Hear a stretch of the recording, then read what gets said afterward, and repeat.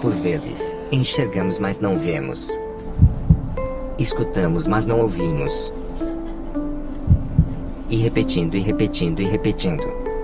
Não pensamos, só agimos e deixamos de sentir. Mentalcast. Pense nisso.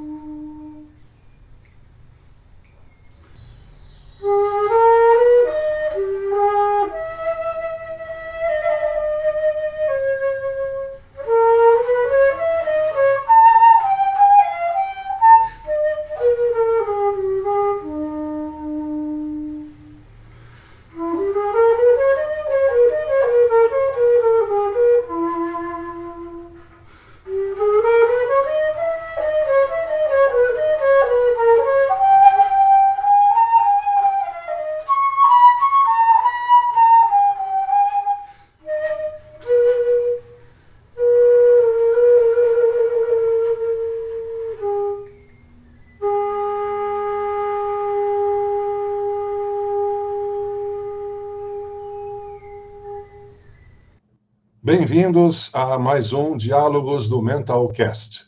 Ao vivo sempre estamos, e agora é com vocês. Meu nome é Luiz Geraldo Benetton, sou médico psiquiatra, analista junguiano, pós-graduado em Medicina do Trabalho e bacharel em Filosofia. Hoje o tema vai ser sobre ética, e eu vou receber um grande amigo meu, um filósofo, educador, professor titular e coordenador do programa de pós-graduação em educação da PUC em São Paulo e consultor de ética em organizações. Com vocês, Alípio Casali. Olá, Alípio, muito bem-vindo. Salve, Luiz Geraldo. Muito obrigado pelo convite, é uma honra e uma distinção estar aqui com você no Mentalcast. E aproveito para cumprimentar também as pessoas que acompanham esse... Eu já sou um deles. Não era porque eu não conhecia, mas agora já sou. Já estou entre eles, os que acompanham aí o Mentalcast. Vamos lá. Muito bom. Alípio, eu vou explorar a sua expertise nesses assuntos, e eu sei que você gosta de um tema, e eu vou lançar para você. Eu gostaria que você explanasse sobre sistema, vida e educação. É a sua praia. Opa, muito obrigado, Luiz Geraldo. Olha, isso tudo evidentemente enquadrado dentro do nosso grande tema, o grande tema da nossa conversa, que é o tema da ética, que é um tema que praticamente se confunde, eu diria assim, né, com a grande questão da trajetória humana, da trajetória da humanidade. Eu tive a oportunidade de ver um texto seu, Luiz Geraldo, em que você chama atenção sobre isso, fazendo uma distinção entre ethos e etos, uma distinção semântica, histórica muito, muito relevante, porque você comenta lá de etos como tradicionalmente costumes, hábitos, etc., e etos, um conceito mais originário, mais antigo até, e que se refere literalmente, originariamente, à toca dos animais, e secundariamente, no segundo momento, à morada humana, ou seja, o habitat, né? Que é exatamente o que dá origem à ideia de hábitos, ou seja, aquilo que prevalece na habitação. E esse conceito de ethos, ele me parece muito importante para nos colocar, eu diria, alinhados com o conceito de sistema-vida, e permite a gente fazer um arco de ligação semântica, conceitual, entre aquilo que a gente chama cotidianamente aí agora de ética, de moral, etc., e o grande tema do sistema-vida. Então, eu gostaria, então, de fazer algumas considerações preliminares à nossa conversa em torno dessa grande questão. O tema do sistema-vida é um tema do qual a gente se deu conta muito recentemente. Temos aí 200 anos, né? Aproximadamente, de uma percepção do caráter sistêmico do fenômeno vida, seja em todas as suas manifestações, né? Mas de um modo muito particular, da manifestação humana, na medida em que a manifestação do sistema vida humana se mostra agora, vem se mostrando, eu estou falando aí principalmente pós-Darwin, como inerente, como parte intrínseca do sistema vida geral, animal, vegetal, em todas as outras suas manifestações. Então, eu acho que a questão da ética, e de modo muito particular da ética contemporânea, está convocando novamente essa ideia de um sistema-vida a ser considerado na sua totalidade. E há vários pensadores, intelectuais, filósofos, há um deles com quem eu me identifico muito particularmente, do ponto de vista da compreensão do processo, que é Henrique Dussel. É um argentino-mexicano, ele vive ainda, está bastante idoso, vive ainda, tem um relacionamento pessoal com ele, uma história de contato, de amizade pessoal de muito tempo, e ele já é um clássico dentro desse tema. E ele insiste muito em 3 verbos que eu queria chamar a atenção aqui. O seu grande livro é Ética da Libertação. E ele fala o seguinte: há 3 ações em jogo quando falamos de sistema-vida, né? A primeira ação, primeiro verbo, é a ideia de criação de vida. Veja bem, criação de vida não remete necessariamente ao cristianismo, ao criacionismo como um conceito teológico, tá? Não se trata disso. Trata de criação inerente ao processo do sistema-vida. Então, não é o criacionismo. A gente pode conversar sobre isso, mas é outra questão. Então, a vida se cria, a vida se mantém, se sustenta, se reproduz e a vida se desenvolve. Então, são 3 verbos que eu acho que são muito pertinentes a esse tema que a gente pretende conversar aqui. A vida se cria, vida se mantém, se preserva, se sustenta, se conserva, se cuida. E 3, vida se desenvolve. E, inerentemente associado a esse processo, digamos, espontâneo da vida, próprio da vida, nós podemos reconhecer, e aí eu colocaria, que há processos que é propriamente o processo de reprodução e o processo de desenvolvimento que implica a educação. É claro que eu estou puxando um pouco a brasa aqui para o campo da educação, mas é para relevar exatamente a importância dos processos pedagógicos, que é o processo de ensino da ética. A ética não é uma aquisição espontânea, a ética tem que ser ensinada, ela tem que ser aprendida. E a exemplaridade, porque o ser humano, sobretudo, não só o ser humano, os animais também, tem uma condição mimética constitutiva, organiza a sua conduta a partir de referências adquiridas mimeticamente das gerações anteriores. Portanto, há um processo pedagógico inerente.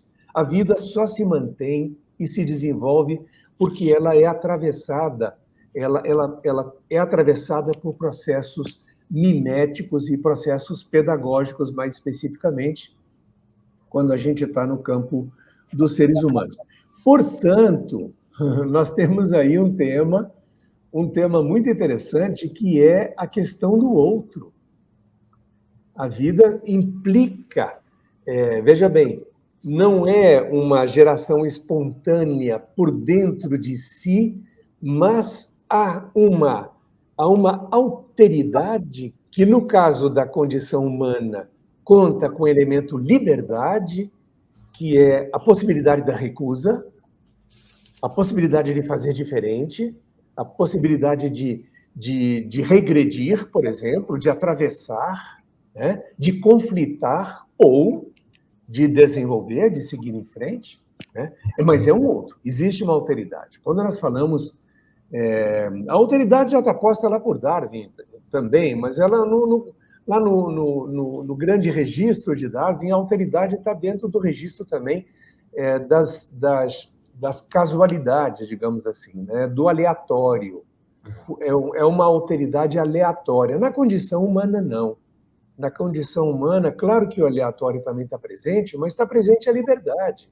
E, portanto, está implicada uma certa consciência cognitiva, uma consciência moral, pela qual aparece a ideia da vontade e, portanto, da responsabilidade e, portanto, das consequências. Então, dentro do grande tema do sistema vida, no qual nós estamos colocando o tema da ética, existe uma alteridade inerente, implicada, e, portanto, nós temos que falar sempre, obrigatoriamente, de uma ética da alteridade. Agora, esse tema é um tema que, veja bem, a alteridade tem uma exterioridade, rigorosamente, aquele que é verdadeiramente o outro, é o outro exterior, é o outro ser humano, é o outro na sua exterioridade, inclusive, radicalmente, na impossibilidade de ser incluído na minha interioridade, porque o outro é exterior a mim. Então, há digamos, um abismo, um abismo ético de respeito. O outro, no limite, é incompreensível. Ele é intotalizável porque ele é, no limite, incompreensível. Acontece, agora eu vou devolver a bola para você. Acontece que essa coisa da exterioridade, ela não é, da alteridade, melhor dizendo, ela não está apenas posta na exterioridade. Há uma alteridade também na interioridade do homem, do ser humano. Existe um outro de mim, existe um estranho dentro de mim. Também. Existe uma estranheza, e aí o mundo psi, você sabe disso, não apenas pelos dispositivos neurofisiológicos, da questão toda que as neurociências trazem no seu campo da psiquiatria, mas eu digo do ponto de vista também do imaginário e do fenômeno psíquico, aí já numa chave mais psicanalítica, de uma interioridade estranha. Sim. Então, eu quero fechar esse... Eu paro por aqui, porque agora eu quero ouvir você. Quero ouvir você. Faz sentido? Faz sentido ou não faz sentido? Tá perfeito, tá perfeito. Eu vou primeiro comentar um pouco pela ordem que você foi falando e vou terminar comentando isso que você levantou a última bola aí, né? Sistema vida, enquanto consciência coletiva, enquanto um conceito da consciência coletiva, de perceber o enredamento inequívoco dado pela natureza, de que tudo está ligado a tudo. O pessoal da minha geração, da nossa geração, teve o privilégio de ver chegar na consciência coletiva no Brasil o conceito de ecologia, quando ele começou a ser dado nas escolas, que foi na década de 70. Ecologia é esse estudo, ecos, né? E etologia é o estudo do comportamento dos animais. E ecologia é da casa dos animais, que é essa coisa que você falou, do habitat e do hábito. Então, esses conceitos, eles meio que se aproximam, são primos, né? E a ecologia, eu lembro do lançamento de um livro que eu tenho até hoje, em 1972. Eu estava fazendo o primeiro ano de faculdade. O nome do livro é Uma Terra Somente. E esse livro, ele foi o compêndio de um congresso de ecologia, o primeiro congresso de ecologia no mundo. Então, você vê, o primeiro congresso de ecologia no mundo foi em 72. Quando foi 20 anos depois, teve outro congresso chamado Rio 92, foi no Rio de Janeiro. E foi durante o governo Collor, eu me lembro bem disso. Em 92 eu já estava formada, e estava acompanhando essa temática, porque eu sempre me interessei por essa temática. Então, assim, o conceito vida é uma coisa que vem, ela vai aprimorando, é dado na escola. Agora, a questão que você levantou é o seguinte: como é que se faz uma ligação entre uma ecologia baseada na biologia e uma ecologia que tenha que ter parentesco com a ética humana? Isso aí, eu acho que isso aí ainda não caiu a gota ainda. Ela sabe quando vai cair uma gota? Ela está se formando, e daqui a pouco ela precipita. Acho que ainda não precipitou na consciência coletiva a necessidade da ética. Porque parece que a ética é para os que podem, para os que querem, os que acham que isso é bonito. Não é verdade. A ética é uma necessidade humana. E aí, eu gosto que você citou, e eu vou citar também, dois filósofos contemporâneos, né, o Paul Ricoeur e o Hans Jonas, que eles falam perfeitamente essa ideia. O Paul Ricoeur, ele fala da ética animal, entendeu? Daqui a pouco a ética vegetal, tem que ter ética com a árvore. Isso aí desde lá do Buber, que ele já falava no eu e tu, o respeito que tem que ter com esse tu, que é essa tal de, mudando o nome, alteridade, é o outro. É o absolutamente outro, né? E o Hans Jonas, ele faz toda uma filosofia também, uma ode à vida, né? Então, assim, não faltam literaturas para que as pessoas queiram se aprofundar nessa temática. Agora, indo um pouco para essa chamada mais analítica que você levantou a bola, quando você fala da ética e a formação, inclusive, e aí é um tema que eu gosto muito e repito muito, que é a formação da identidade da pessoa. Uma identidade formada num campo físico, né? Um campo energético, ético, ou uma identidade formada num campo onde a ética é rarefeita. E é gozado que a palavra, gozado não, modo de falar, o interessante é que a palavra identidade, a identidade de uma pessoa, por falar em mimetismo, ela se dá exatamente porque a pessoa se identifica com a outra. Identidade vem de identificação. Eu ganho a minha identidade por uma identificação a quem me inspira, que podem ser meus pais, os que me cuidam, essa coisa toda. Então, você vê, a ética, ela é transmissível. Ela pode passar de geração a geração por uma educação, exatamente, né?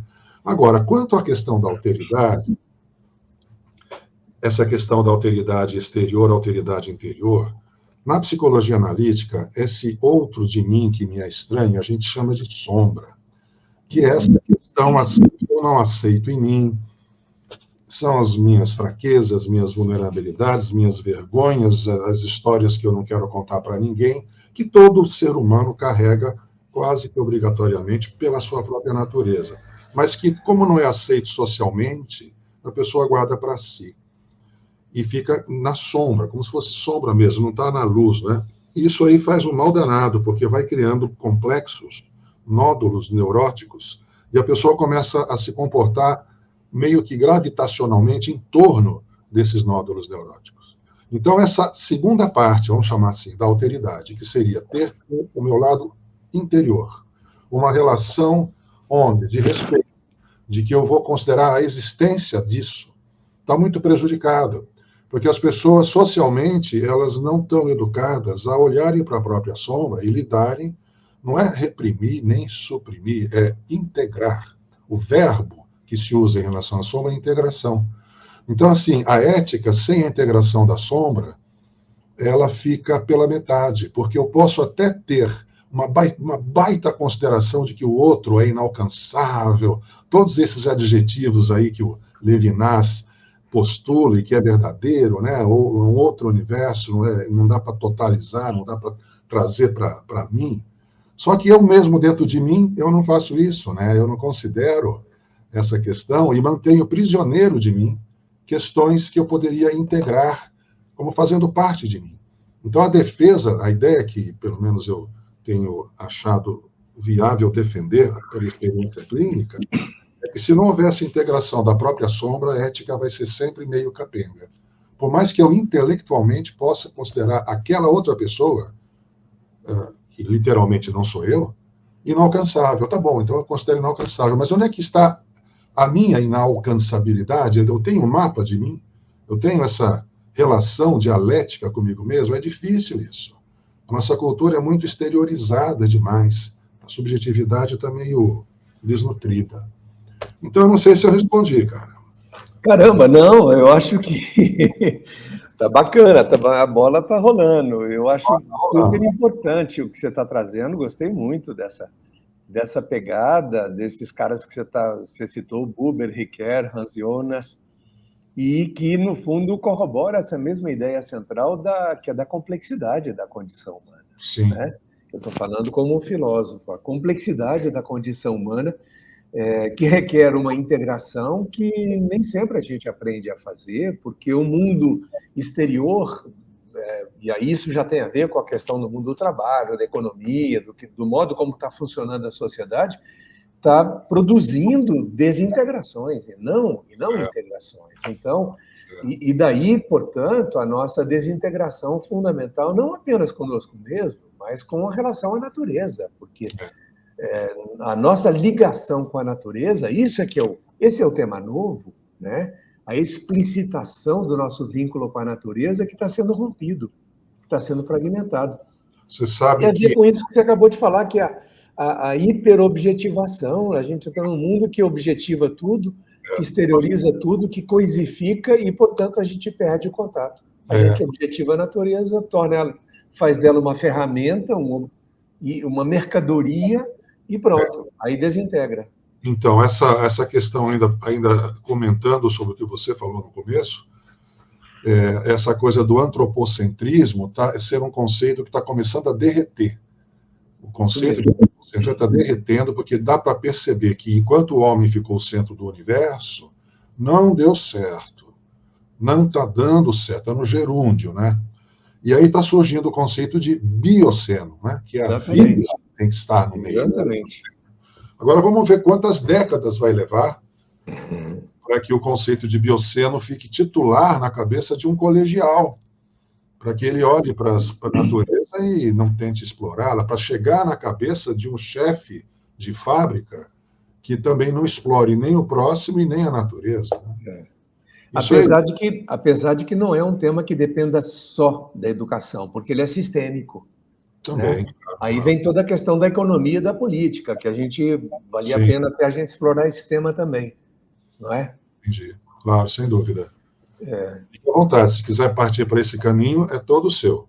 Pois é, eu acho que sim, Luiz Geraldo, porque, inevitavelmente, os conflitos, as contradições digamos, os grandes obstáculos que a própria humanidade está encontrando, né, o planeta Terra está enfrentando, em função desses conflitos todos, tem a ver com isso. Não são processos naturais. Não é a natureza que está se destruindo. É o antropos que está destruindo a natureza. Então, o desequilíbrio está aí. E tem a ver com o modo como, digamos, a vida humana está organizada. Há uma cultura ocidental que, aí, digamos, é assim que eu vejo, né? Assim que eu vejo. A modernidade, né, é um modo como as sociedades inicialmente ocidentais, e hoje já está globalizado.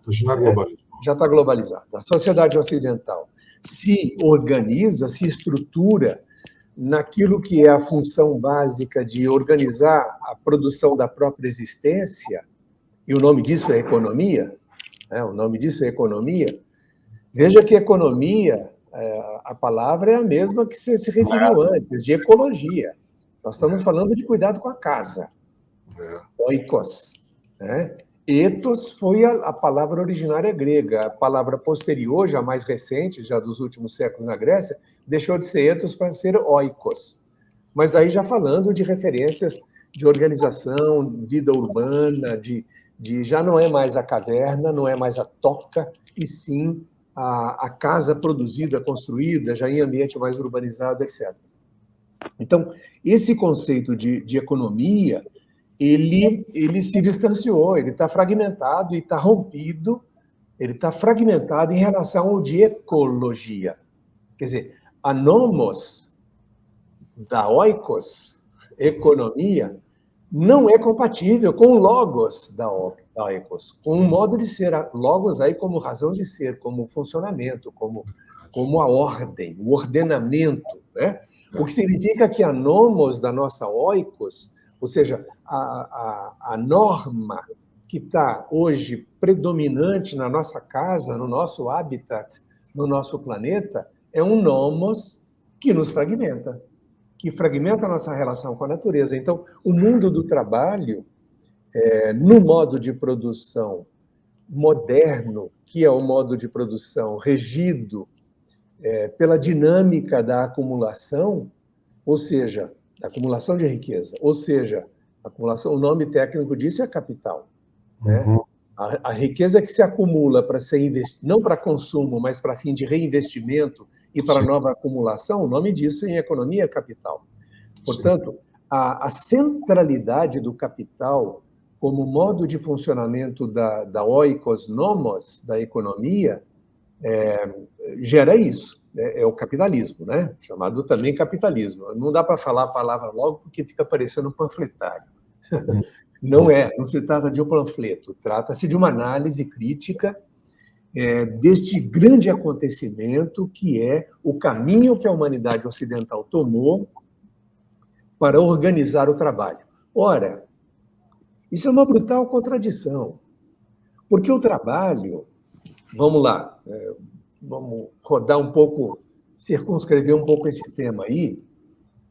O trabalho, aliás, a palavra trabalho não diz muito do que a gente está pensando aqui, porque é uma palavra medieval, e já é uma palavra, já é um vocábulo que remete a uma distorção, porque era uma espécie de brincadeira originalmente. Os medievais, quando diziam trabalhar, eles diziam assim, eu estou indo para a minha tortura, porque tripalium é um instrumento de tortura. Os militares brasileiros inventaram o bipalium. O pau de arara é isso. Nas sessões de tortura da ditadura brasileira, o pau de arara era exatamente submeter o sujeito em 2 paus pendurados ali para que ele confessasse, que é uma aberração do ponto de vista da humanidade. Mas acontece.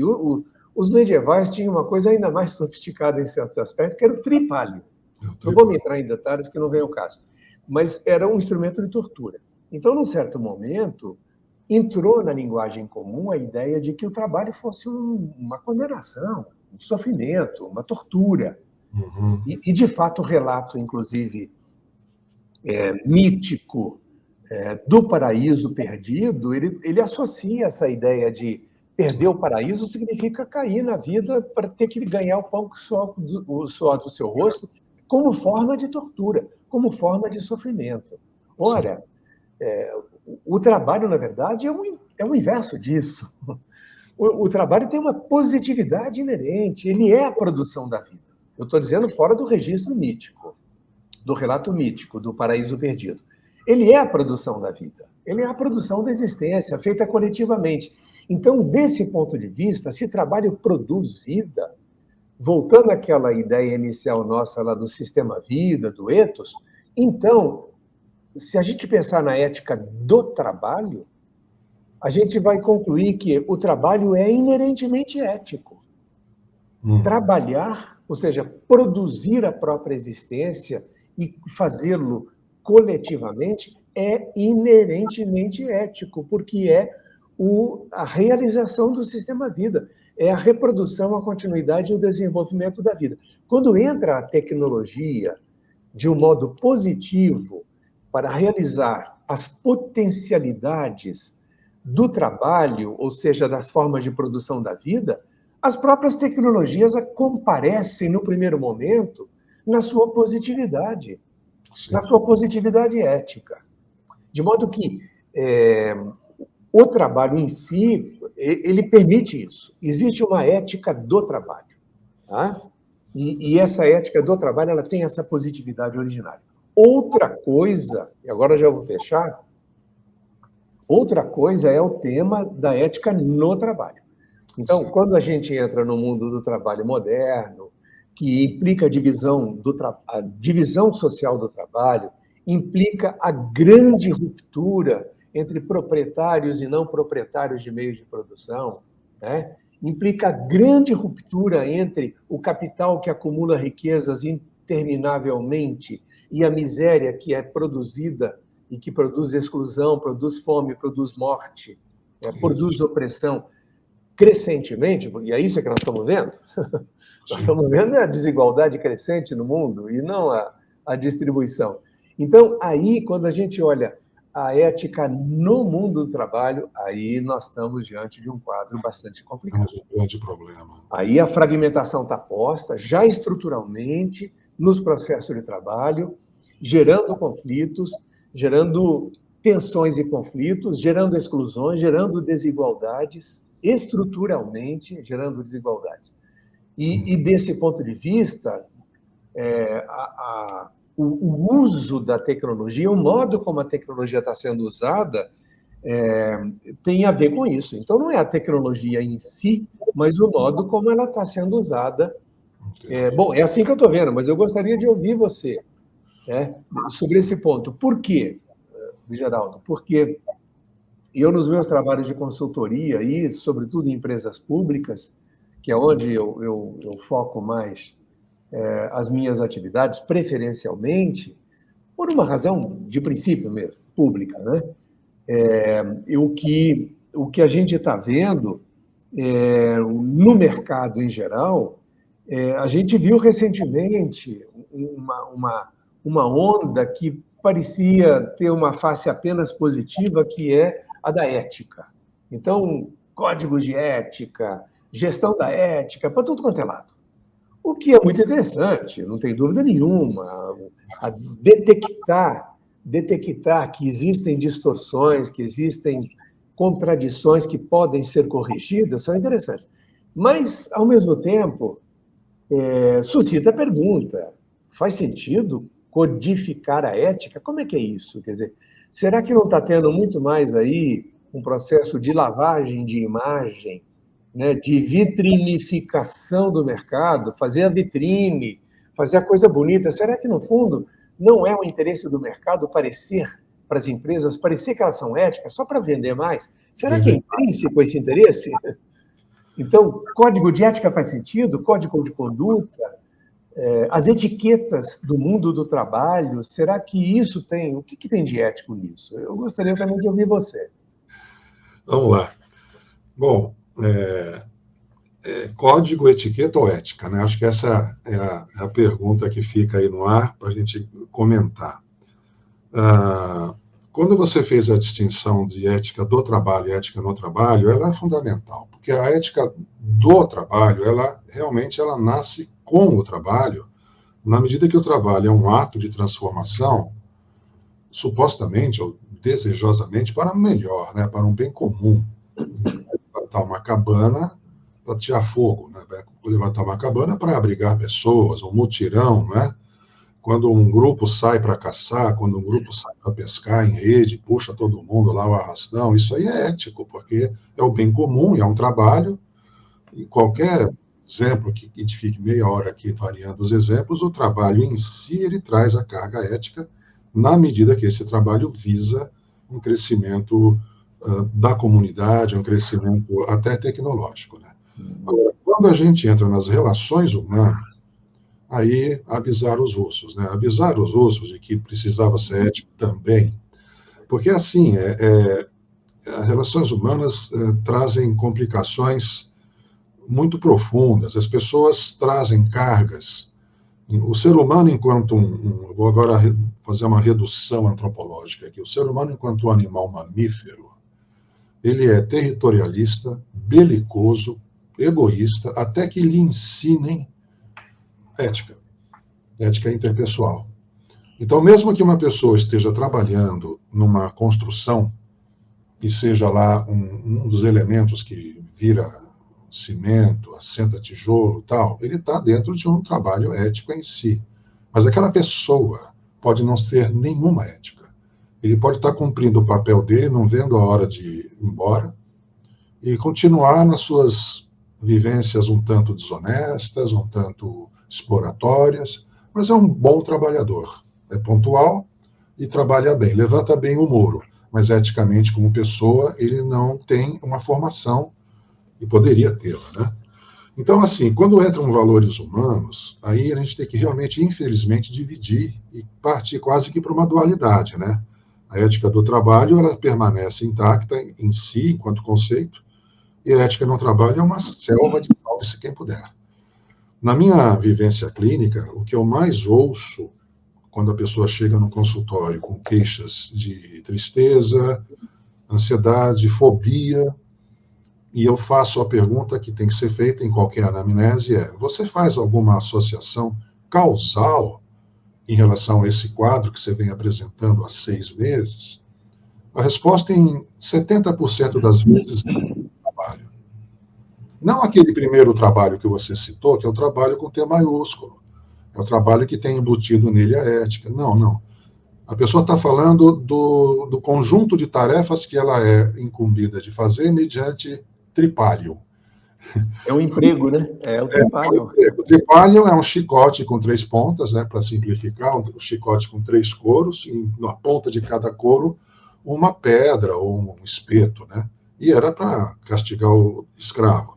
O tripalium é usado até hoje de diversos modos, né? Assédio moral, por exemplo, é uma praga, mas é uma praga no mundo, e não é no Brasil. O Brasil ainda está entre os 5 maiores de assédio moral, mas tem país na Europa que bate a gente fácil, em termos de assédio moral, que é o desrespeito absoluto, é a falta de ética absoluta, é olhar o outro como lixo, não tem nenhuma alteridade aí, o outro me pertence, né? Só porque trabalha na mesma organização que eu trabalho, numa hierarquia inferior. Então, esse tipo de pensamento, ele vem estragando muito, e essa organização do trabalho, do jeito que ela está posta, ela já não deu certo. A proposta não é mudar a organização do trabalho em si, no sentido fácil de fazer, porque não é fácil de fazer. O mundo pode ser capitalista, eu acho que pode ser até socialista, mas o que está, assim, deformando é a produção industrial a todo vapor. Pode ser de arma, entendeu? Pode ser um país socialista construindo bomba uma atrás da outra. Ou então pode ser uma fábrica de refrigerante construindo mais e mais, né? Uma fábrica de cerveja com mais e mais e mais e mais, tem que bater meta, bancos que tem que bater meta, etc. Então, é uma mentalidade industrial de produção. Ou é com máquinas de grande porte, tipo grandes usinas, ou é no computador. Mas é uma produção ao ritmo industrial. Isso não dá certo. O homem não é androide, o homem não é máquina. Só que isso aí está sendo percebido bem devagarzinho. A pandemia trouxe à tona algo que sempre esteve aí, mas ela trouxe à tona, que é a fragilidade e a não resiliência do ser humano. Então está todo mundo com alguma coisa que surgiu a partir da pandemia, porque a pandemia é igual a, ou foi igual a, sobrecarga do trabalho. Então as pessoas ficaram mais ainda sobrecarregadas e aí então todo mundo espanou em função de uma ordenação de relacionamentos humanos que nunca deu certo e agora está realmente transbordando e vai dissolver. Vai dissolver. Agora, o que precisa mudar é o modo de uma pessoa olhar a outra pessoa. Porque isso é aquilo que todo mundo fala, né? A transformação começa em mim. É verdade. É verdade. Pelo menos é um bom começo, né? Tá certo que tem que mudar o sistema, né? Mas eu não vou conseguir mudar o sistema sozinho. Eu preciso me transformar olhando o outro com respeito, com alteridade, essas coisas todas. Então, assim, a falta de ética no trabalho é pior do que 5 pandemias juntas, entendeu? Porque, na verdade, não é isso, ela é uma endemia. É algo que sempre esteve aí, que agora agudizou e que está dando muito trabalho, muitas aposentadorias precoces, muitos afastamentos, o prejuízo é incalculável. Mas a máquina industrial continua tocando como se não fosse com ela. Isso aí é que os grandes diretores, os grandes CEOs, as pessoas que mandam, precisam ter consciência de que lá embaixo, no chão de fábrica, está todo mundo ajoelhando já. Então é uma questão muito séria de saúde pública, eu diria, e de economia de uma nação. É isso aí. Perfeito, Luiz Geraldo. Gostei muito particularmente de chamar atenção para o fato disso aí, que eu chamaria, quer dizer, é uma questão da mentalidade. Há uma mentalidade de um tecnologismo, de um tecnicismo que, aliás, já foi chamada de era da técnica, né? Sim. Vivemos a era da técnica, a grande cultura da era da técnica, que, na verdade, vem sendo alimentada pelo, vamos também dar o nome certo, vem sendo alimentada pelo capital, como se fosse possível e inesgotável o crescimento interminável. Quer dizer, você já chamou a atenção lá atrás que em 1972 o Clube de Roma já estava chamando a atenção para fatos, tem limites do crescimento. O crescimento não pode ser interminável, tem limites, tem limite para o crescimento. Portanto, tem um limite para o desenvolvimento técnico. É claro que... E o que acontece é que também as relações de competição, elas geram muito essa coisa de o crescimento desordenado, como tempos atrás aí, ainda temos muito mais armas nucleares, ogivas nucleares, do que o planeta Terra é capaz de supor. Parece que o que temos aí de ogivas, de armas nucleares acumuladas, dá para destruir o planeta Terra mais de 13 vezes. Já chegou a ser mais de 60. Foi, na época. Mais de 60. E aí o plano lá do Clinton conseguiu reduzir, mas hoje ainda tem uma capacidade de destruição do planeta em mais 13 vezes. Isso é uma aberração.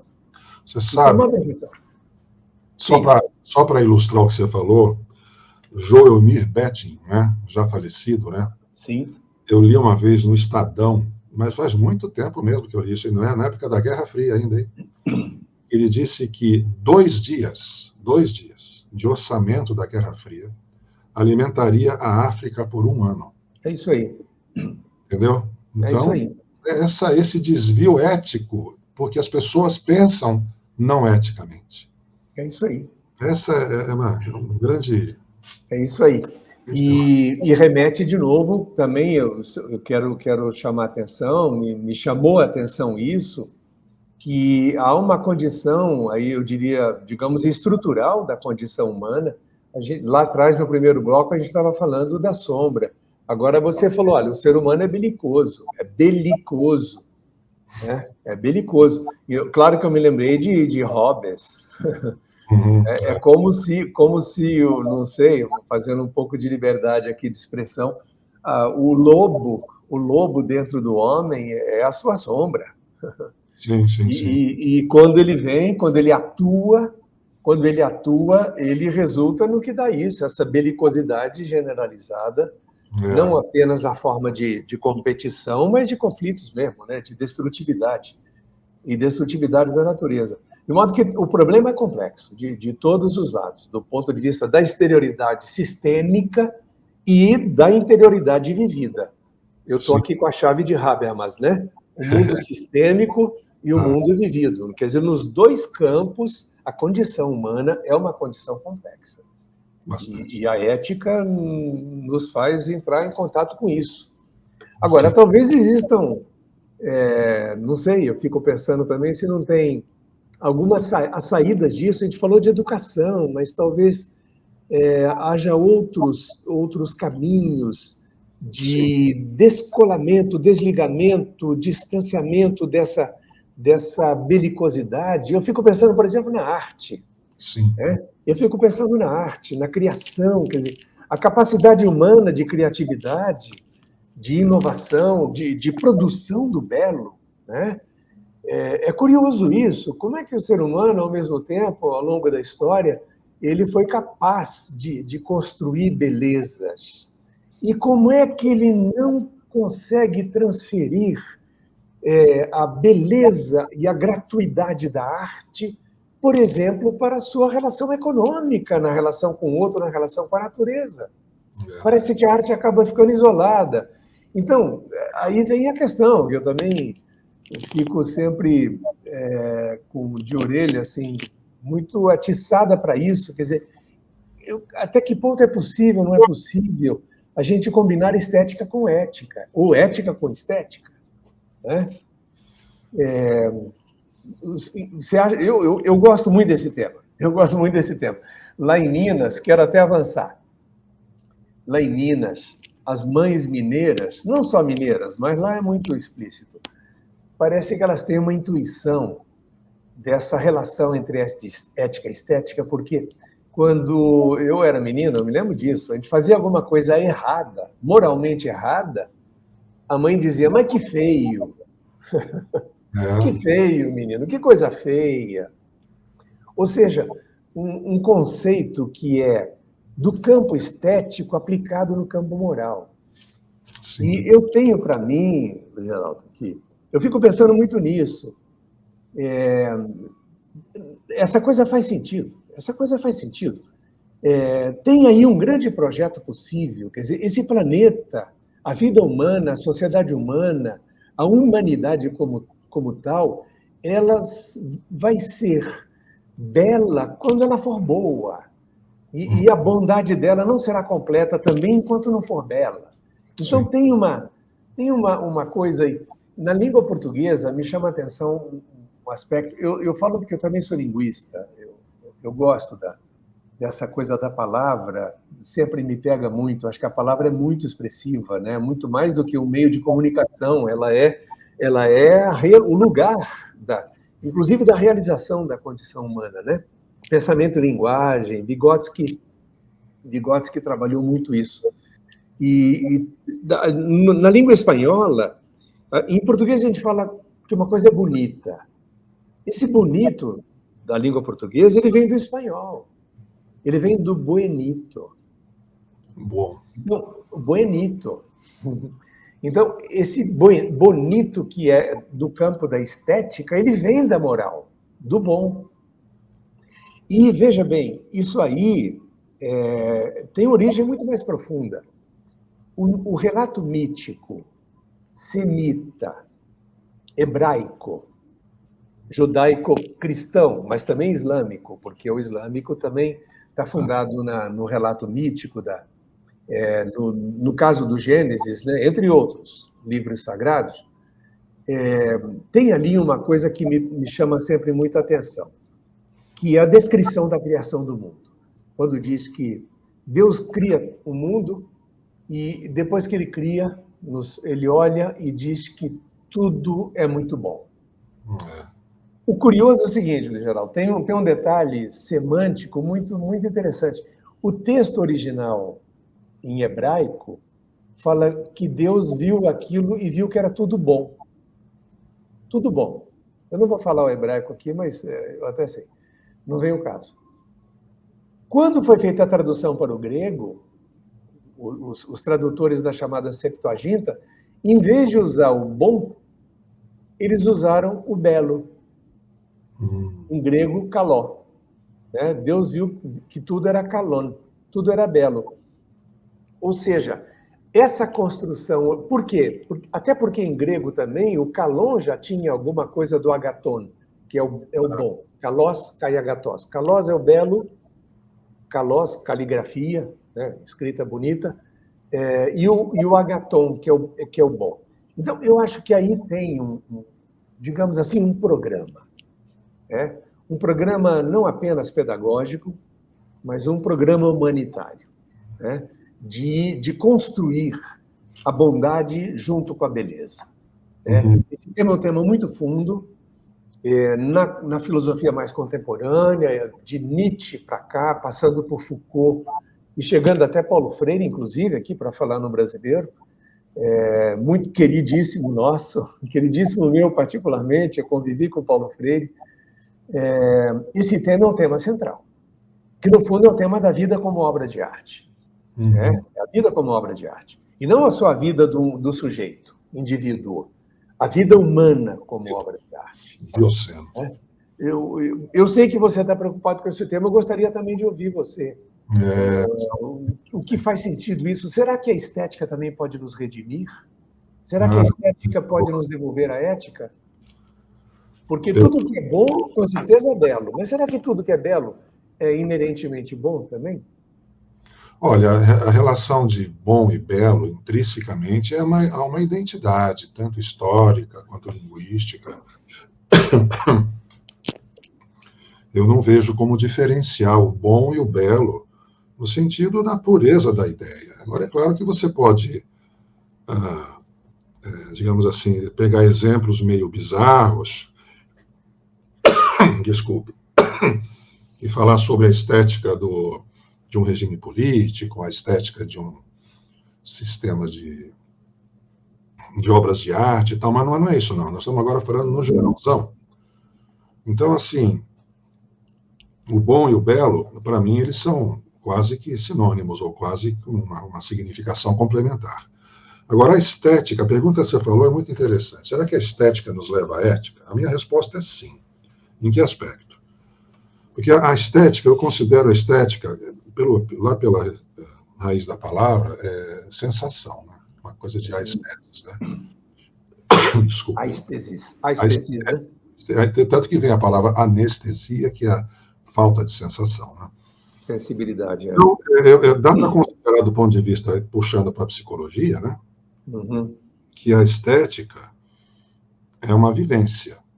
Uma vivência. Eu tenho uma vivência estética quando eu estou diante de algo que pode ou não ser oficialmente uma obra de arte, mas aquilo me leva para um outro patamar de vivência, onde eu sou tomado pela penetração em mim de algo que eu não sabia que eu ia ser tomado por aquilo, e que vem com sabor e aroma de belo. Então eu posso estar diante de uma árvore florida, não é um quadro de árvore florida, é uma árvore florida no parque. Só que eu paro para olhar. Então, assim, a estética, ela tem uma possibilidade de ser vivenciada se eu começar a praticar o verbo contemplar ao lado, ou até, quem sabe, mais do que o verbo consumir. Porque o verbo consumir, eu olho para a árvore e continuo pedalando. Eu estou preocupado com o batimento do meu coração, com meu exercício aeróbico, e não prestei atenção no belo, que é aquele flamboyant todo vermelho lá no meio da primavera, essa coisa. Então eu não dou valor para a estética que está ao meu lado, porque eu não olho para ela. É preciso ter a consciência, a educação, e aí talvez a ética corrobora e elas se interpenetram. Eticamente, eu te ensino a prestar atenção na estética das coisas, porque a estética devolve com o senso ético em que sentido? Porque a estética, na medida em que eu sou tomado pela beleza de algo, ela me leva para um outro patamar de vivência. E se eu pegar a arte como a grande produtora de estética, e se eu pegar a arte da vanguarda, se eu pegar um grupo teatral de vanguarda, se eu pegar um pintor de vanguarda, uma música de vanguarda, um cinema de vanguarda, eu vou assistir aquilo, e se eu for contemplar, e não só consumir comendo pipoca, eu vou ser tomado por uma dimensão que eu não estava esticado o suficiente antes. Então a arte, ela me estica. Estica o quê? Estica a minha alma para ser receptivo. Porque uma vanguarda é o outro. Aquele artista louco lá que inventou aquela coisa lá, eu estou entendendo ele. Estou captando a arte dele como outro. Pelo menos daquilo que ele quis transmitir. Ele mesmo em si, enquanto pessoa, deixa ele que a alteridade dele lá, vamos amá-lo, respeitá-lo, mas eu não estou captando a pessoa. Estou captando a arte que ele quis transmitir para mim.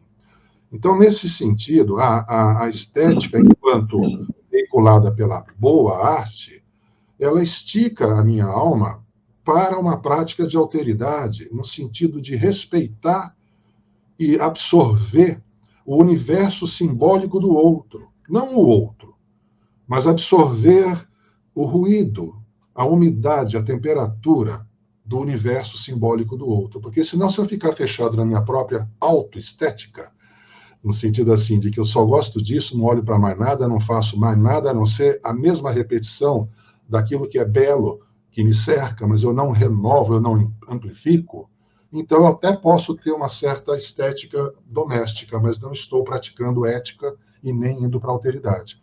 A estética, ela exige, para ser ética, que eu me abra para uma amplificação das minhas considerações do que é belo. Hoje em dia está meio difícil fazer isso, porque está todo mundo apresentando propostas estéticas. Até que isso se reordene para dizer o que foi belo e o que não foi belo, muita coisa vai passar e vai ser esquecida. Mas muita coisa vai ficar na sociedade. E não só arte, mas também posturas políticas, novas formas de se comportar. Tudo isso está batendo na porta daquela estrutura no sentido patriarcal, de ser uma coisa muito fechada, muito repetitiva, muito tradicional. A tradição está sendo... estão batendo na porta da tradição para uma renovação, porque o mundo do jeito que ele está, tecnologicamente falando, nada volta atrás mais. Não tem como voltar. Então, ou a gente se acostuma com o novo ruído, ou a gente vai ficar muito pequeno. Então, eu vejo que a estética, ela conduz a ética na medida em que ela convida você a se abrir para o novo. Eu acho que isso aí é uma grande ferramenta. E a arte é um grande veículo da estética. Não só a arte, né? Mas a arte, ela se apresenta. E essa pergunta que você fez, como se explica que a humanidade tenha fabricado tanta arte linda e no dia a dia a arte não se impõe?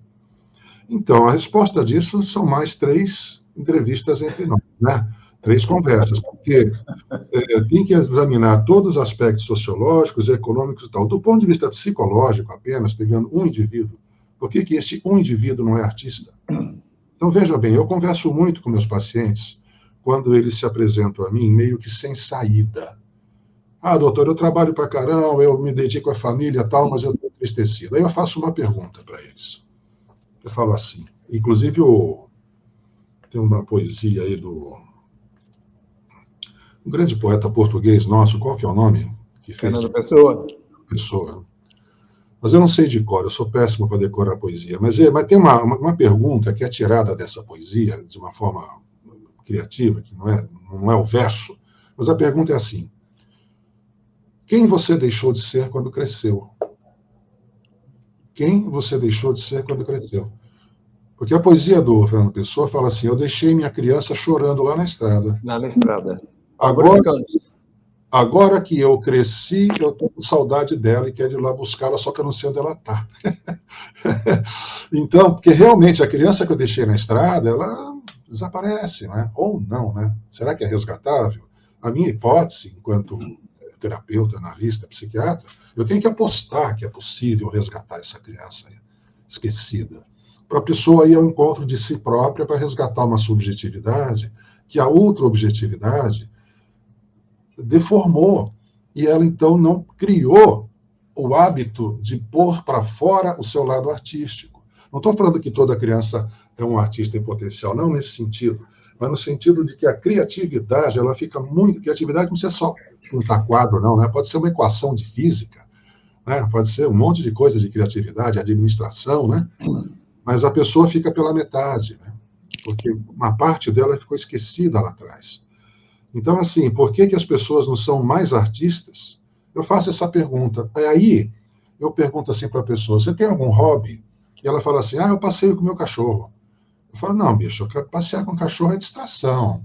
Eu quero saber se você tem algum elemento na sua vida que você constrói algo que te reconstrói.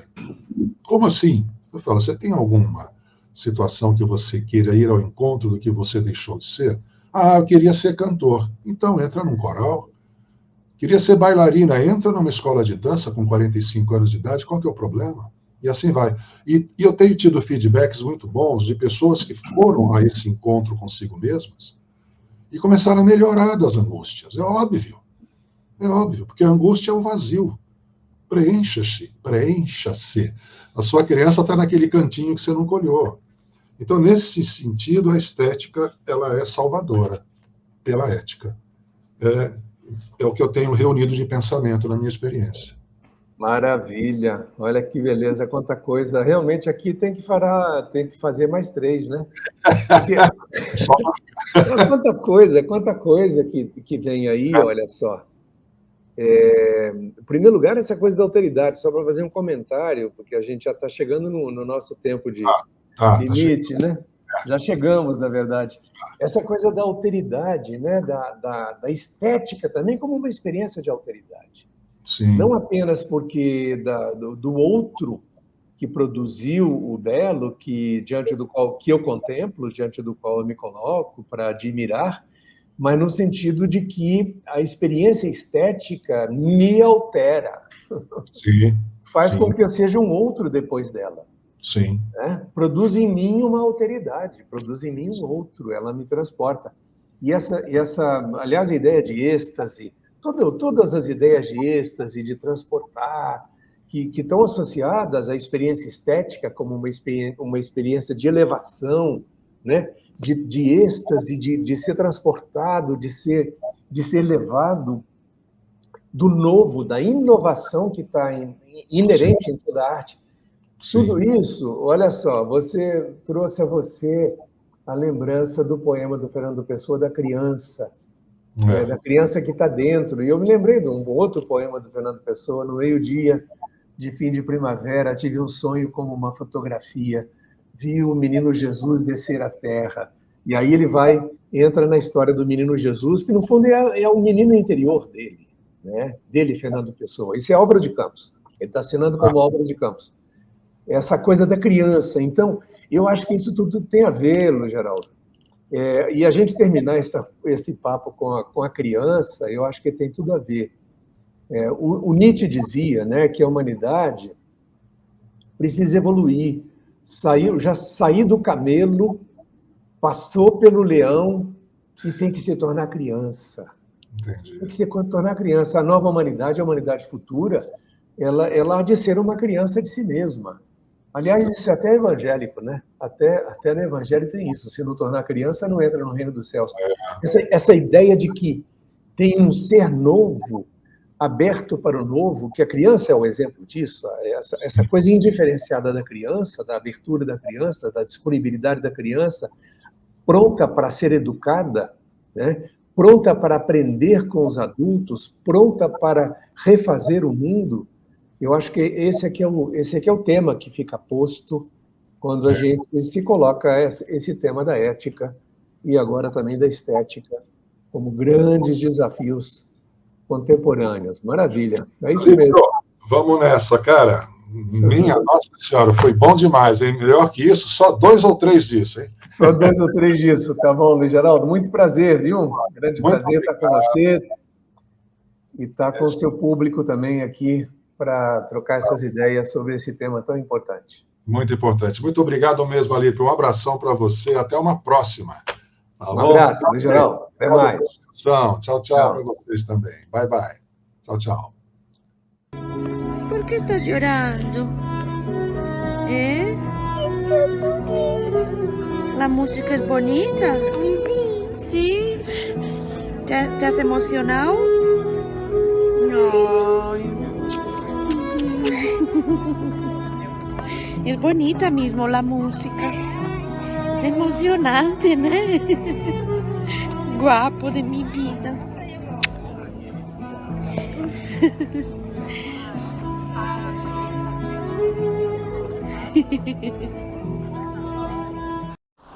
Por vezes, enxergamos, mas não vemos.